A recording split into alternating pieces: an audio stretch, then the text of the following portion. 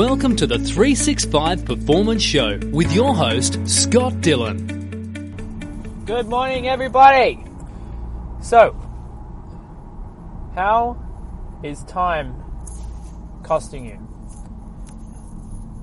So I've been going through with the developers for a website that they've created for me for the past 6 months.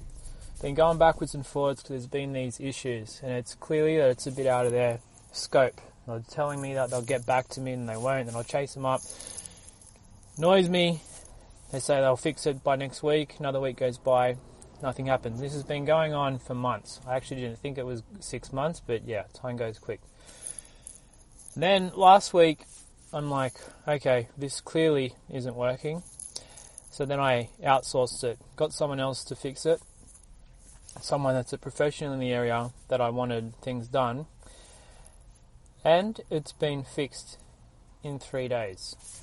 So looking back to that experience that I just had over the past little while, I was clearly hanging on to a sense of entitlement, the fact that they created the site in the first place and I should get what I pay for. And all my shoulds were holding me back from happiness. I was waiting, having a sense of pride that once it's done, well then yeah, so you should have. But if I recognised in that moment when it was first happening after the first 1 or 2 backwards and forwards exchanges that this clearly wasn't going to get fixed, and if it did get fixed it was going to take forever, even though it might have cost me more money to actually fix the issue, it would have been done a long time ago. And looking back, I wonder how much it's impacted me by not having this issue fixed over the past 4 or 5 months. So, my question to you today is in regards to your life. Maybe your training, maybe something external, maybe relationships, maybe even with your finances and people that look after that aspect of your life.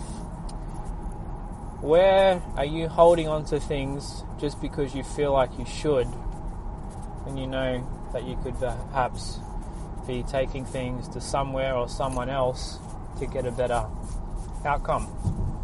So I see this time and time again. It's people that might own the business and they're with an accountant that clearly it's beyond their scope now, or maybe it's the 72-year-old guy that did your mum's taxes when she was 30, and they're getting not the best service now and they're losing money every financial year.